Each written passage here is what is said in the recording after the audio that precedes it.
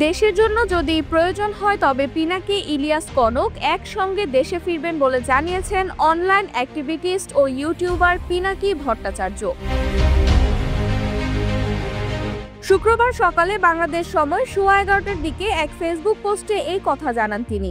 পোস্টে তিনি লিখেন, দেশের জন্য যদি প্রয়োজন হয় তবে প্রফেসর ইউনূসের পাশে দাঁড়ানোর জন্য পিনাকি, ইলিয়াস, কনক, সরোয়ার একসাথে ঢাকা এয়ারপোর্টে ল্যান্ড করবেন।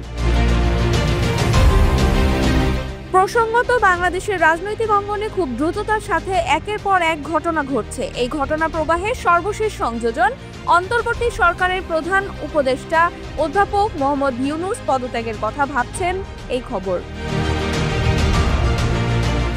এর মধ্যে নতুন সংযোজন প্রফেসর ইউনূসকে ঘিরে রেখেছে একটি অশুভ চক্র। এই চক্রে রয়েছে 7 জন, ভেতরে 4, বাইরে 3। এরা সবাই সুশিক্ষিত, কিন্তু চরম দক্ষিণপন্থী রাজনীতির সঙ্গে তাদের প্রচন্ড ঝোঁক রয়েছে। এই চক্রটি চায় না নির্বাচনের দিকে দেশ এগিয়ে যাক। তাদের মতলব অন্য। তারা প্রফেসর ইউনূসকে জনবিচ্ছিন্ন করতে চায়। এই প্রেক্ষিতে রাজনৈতিক পণ্ডিতরা বলছেন, প্রফেসর ইউনূস পদত্যাগ করলে সব সংকটের সমাধান হয়ে যাবে এটা মনে করার কারণ নেই, বরং সংকট আরো তীব্র হবে। প্রফেসর ইউনূস যদি সঠিক সময় সঠিক সিদ্ধান্ত না নেন তাহলে খেলা তার হাতছাড়া হয়ে যেতে পারে। ক্ষতিগ্রস্ত হতে পারে বিপ্লবের মূল চেতনা। এক অসমর্থিত সূত্রে জানা গেছে, পরিস্থিতি মোকাবেলায় একটি জাতীয় সরকার গঠনের দৌড়ঝাঁপ শুরু হয়েছে।